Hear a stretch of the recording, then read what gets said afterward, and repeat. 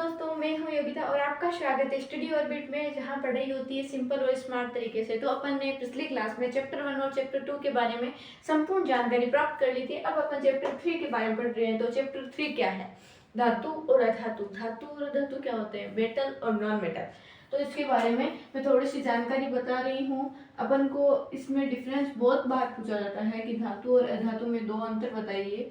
2 number के जो ये क्वेश्चन होते हैं उसमें यही पूछा जाता है, धातु और अधातु। तो शॉर्ट तरीके से कीवर्ड्स के तरीके से मैं आपको बता रही हूँ और लिखना आपको पूरा का पूरा है। तो पहले ये है कि धातु इलेक्ट्रॉन त्याग कर धनायन बनाते हैं और ये इलेक्ट्रॉन ग्रहण करके, तो ये इलेक्ट्रॉन त्याग करके धनायन बनाते हैं तो वो धातु कहलाते हैं। और अधातु इलेक्ट्रॉन ग्रहण करके ऋणायन बनाते हैं और ये अधातु कहलाते हैं। तो इलेक्ट्रॉन ग्रहण करके ऋणायन बनाते हैं अधातु, इलेक्ट्रॉन त्याग करके धनायन बनाते वो धातु। धातु है विद्युत की सुचालक होती है। विद्युत की क्या होती है? सुचालक, ठीक है। और अधातु इसी के विपरीत, अपन को ज्यादा याद कुछ नहीं रखने वाला इसमें, क्योंकि अधातु विद्युत की कुचालक होती है, ठीक है। और फिर 3 नंबर पॉइंट बहुत ही शानदार कि धातु विद्युत की विद्युत की धातुएं हैं वो चमकदार होती है और धातु वो चमकदार नहीं होती है। और धातु जो एक तो अपन को ये याद ही रखना पड़ेगा कि जो है इलेक्ट्रॉन त्याग एक साइड का अपन को याद रखना पड़ेगा। जैसे ये अपन को याद रख लिया तो ये अपन को याद नहीं रखना पड़ेगा, ये रख लिया तो ये नहीं, और ये रख लिया तो ये नहीं रखना पड़ेगा, ठीक है। विद्युत की सुचालक होती है, लेकिन इनमें भी वाद पाए जाते हैं, ठीक है। धातु को पीट कर अपन क्या कर सकते हैं? उसको पीट कर पतले लंबे चद्दर बनाए जा सकते हैं, उसके पतले तार खींचे जा सकते हैं। और धातु को अपन तार खींचते हैं तो उसे इसमें तन्यता होती पाई जाती है। तार खींचने को क्या कहते हैं? तन्यता कहते हैं। जैसे कि कहा जाता है, एग्जैक्ट तो मुझे पता नहीं है, लेकिन कहा जाता है कि अपन 1 ग्राम सोने से 2 किलोमीटर लंबा तार खींचा जा सकता है। 1 ग्राम सोने से 2 किलोमीटर लंबा तार खींचा जा सकता है, ऐसा कहा जाता है। तो इसके मतलब सोना क्या हो गया? धातु हो गई। पहली बात तो ये कैसे पता चला कि उसमें तन्यता पाई जाती है।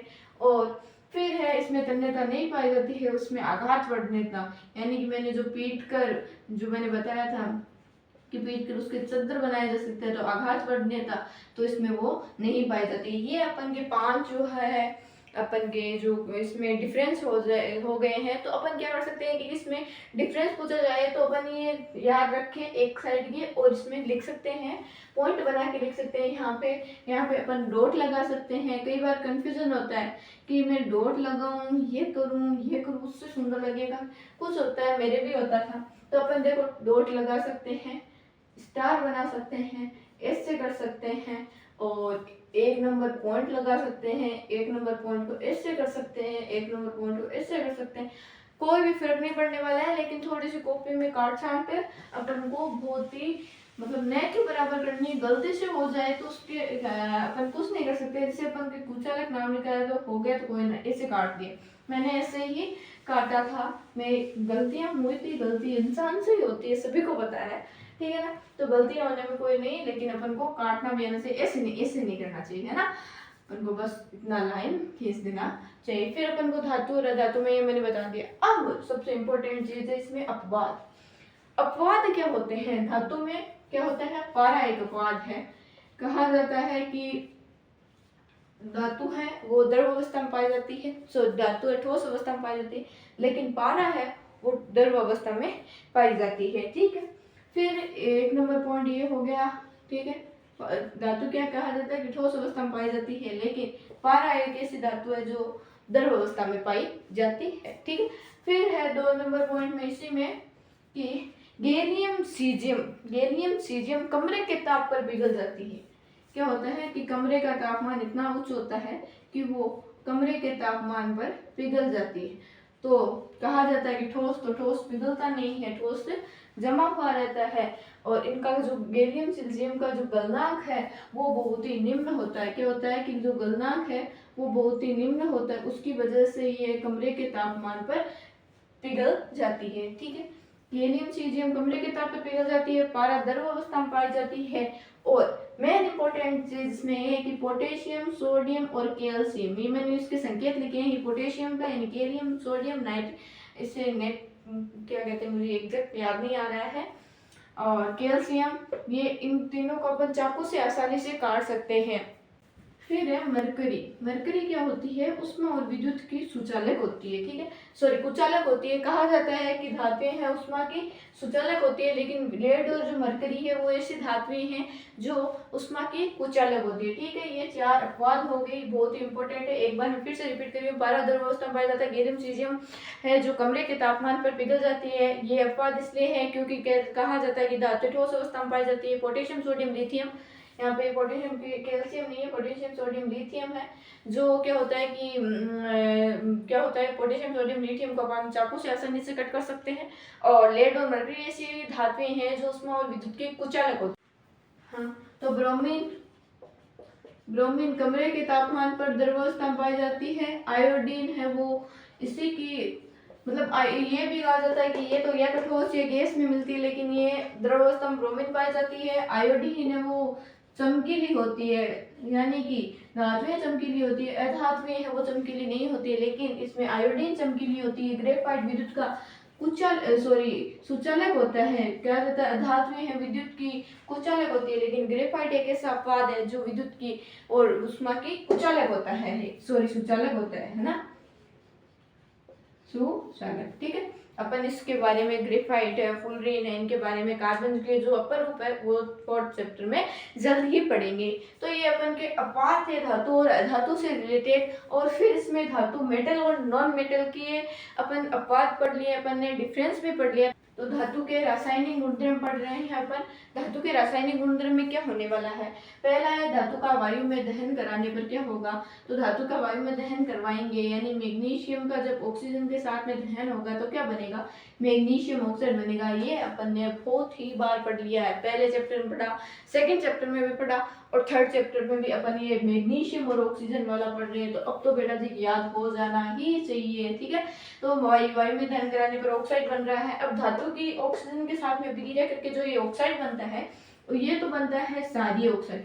और यही अगर अधातु की यहाँ पे अधातु की अभिक्रिया ऑक्सीजन के साथ में बना करके और अधातु का जो ऑक्साइड बनता वो होता अम्लीय ऑक्साइड, ठीक है ना। तो ये अपन को याद रखना है। याद कैसे रखेंगे, कंफ्यूजन हो जाएगा नहीं।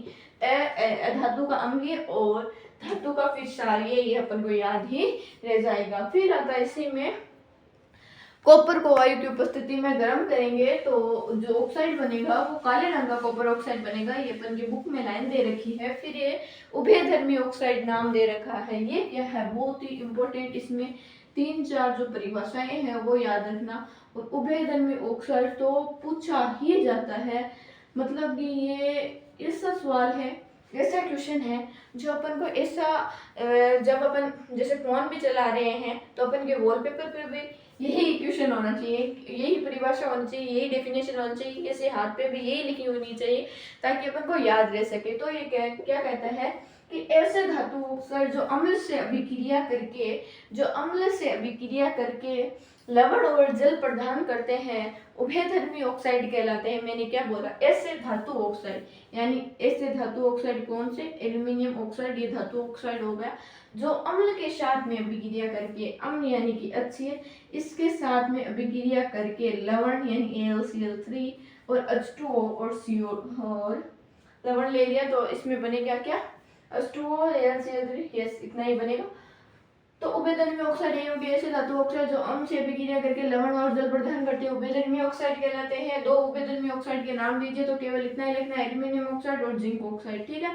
और इनके अम्ल के साथ में अभिक्रिया भी बहुत ही अच्छी तरीके से हो जाती है। फिर अब अपन का इसी में एक एक्वारेजिया नाम का एक टॉपिक है। तो एक्वारेजिया क्या है कि एक्वारेजिया तो आगे है कि एल्यूमिनियम है, ये एनोडीकरण बता रही हूँ मैं। एक्वारेजिया तो 3 भाग सांद्र हाइड्रोक्लोरिक अम्ल 1 भाग सांद्र नाइट्रिक अम्ल का ताजा मिश्रण होता है, वो नहीं। एनोडीकरण क्या होता है, एनोडीकरण ये है कि मान लीजिए ये एल्यूमिनियम है और एल्यूमिनियम पर अपन मोटी ऑक्साइड की परत चढ़ा देते हैं तो ये एनोडीकरण कहलाती है। इसका जंग से अधिक सुरक्षा करती है। ठीक है, एनोडीकरण होगी संक्षारण से इससे बचाव के लिए। अपन को बचाव के तरीके पूछे जाते हैं कई बार संक्षारण से बचाव के लिए। तो यशद लेपन अपन को ने पढ़ रखा है 7th में। यशद लेपन क्या है, जस्ते के ऊपर परत चढ़ाने की प्रक्रिया यशद लेपन कहलाती है। इसी में यही एक संक्षारण का तरीका ये था, मैंने बताया एनोडीकरण। एनोडीकरण यानी एल्यूमिनियम पर ऑक्साइड की परत चढ़ाने की प्रक्रिया एनोडीकरण कहलाती है।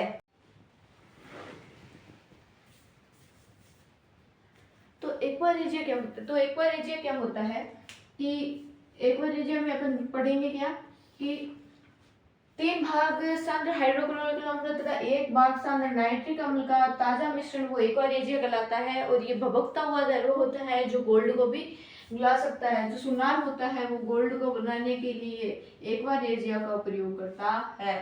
अब क्या होता है कि महिलाएं हैं वो क्या होती है कि जो सुनार के पास में औरतों का ही काम होता है, वो वहां पर जाती है और जाकर सुनार को कहती है कि मेरा ये जो गोल्ड है यानी कि ये मैंने दे दिया और इसके ऊपर चमक लानी है। यानी कि जो 10-20 साल पुराना जो ओरिजिनल गोल्ड होता है, यानी अपनी मारवाड़ी भाषा में कहे तो 1-2 भरी को जो सोना हुआ है बिन जार मार वो सुनार ने दे देगा महिला। सुनार ने दे देवे तो सुनार काय कर सी 30 सेकंड को बिन टाइम लाग सी और एक बार एजिया कमाइन वो डुबोर बिन वापस चमक एकदम शानदार चमक सी वो। और शानदार चमक के साथ में बिन दे देसी जब महिला खुश हो जैसे एक बार बाद में उससे नुकसान ये होता है कि उस सोने का वजन कम हो जाता है। यानी कि जो सोना होता है ना उसका वजन बहुत ही कम हो जाता है। एक्वारेजिया के उपयोग से सोने का वजन बहुत ज़्यादा बढ़ जाता है। इसकी वजह से अपन को जो है एक ये सोना है मान लीजिए 10,000 का है और अपने एक्वारेजिया से चमक के बाद में 5,000 रुपये की कीमत का हो जाएगा। लेकिन ये महिलाओं को भी समझना चाहिए कि अपन को चमक चाहिए या उनकी कीमत चाहिए। एक बार चमक आ गई तो कुछ नहीं होने वाला है ना। तो इसीलिए एक्वारेजिया का उपयोग अपन को जान लिया है अपन ने कि एक 3:1 है सांद्र हाइड्रोक्लोरिक अम्ल सांद्र नाइट्रिक अम्ल। क्या होता है इसमें कंफ्यूजन, सबसे इजी है और सबसे डिफिकल्ट। इसमें क्या दे रखा होता है, 1 नंबर पॉइंट में ये दे रखा है HNO3 और HCl 1 बार सांद्र हाइड्रोक्लोरिक अम्ल सांद्र नाइट्रिक अम्ल और 3:1 की जगह ये गलत हो गया। कैसे कि सांद्र हाइड्रोक्लोरिक अम्ल और सांद्र नाइट्रिक अम्ल का अनुपात 3:1 होता है। तो पहले मैं सांद्र हाइड्रोक्लोरिक अम्ल बोल रही हूँ तो इसका अनुपात 1 बताया जा रहा है और यहाँ पे 3 बताया जा रहा है, तो ये गलत है। यहाँ पे 3 होना चाहिए था, यहाँ पे 1 होगा तब ये सही होगा। ठीक है ना, तो ये अपन को ध्यान रखना है एक्वारेजिया वाले में। और यहाँ पे अपनी क्लास समाप्त हो रही है, मिलते हैं नेक्स्ट वीडियो में। नेक्स्ट वीडियो में रासायनिक गुणधर्म जारी रहेंगे और बहुत ही इंपॉर्टेंट रहने वाले हैं रासायनिक गुणधर्म धातु और अधातु के। ठीक है, तो यहाँ पे क्लास एक बार मैं कह रही हूँ कि यहाँ पे क्लास समाप्त हो रही है। अगेन आप मेरा थैंक यू, आपका वेलकम मेरी क्लास से जुड़ने के लिए। और आगे भी ऐसे ही आप मेरे साथ जुड़े रहिएगा, बहुत इंपॉर्टेंट क्वेश्चन आएंगे। ठीक है।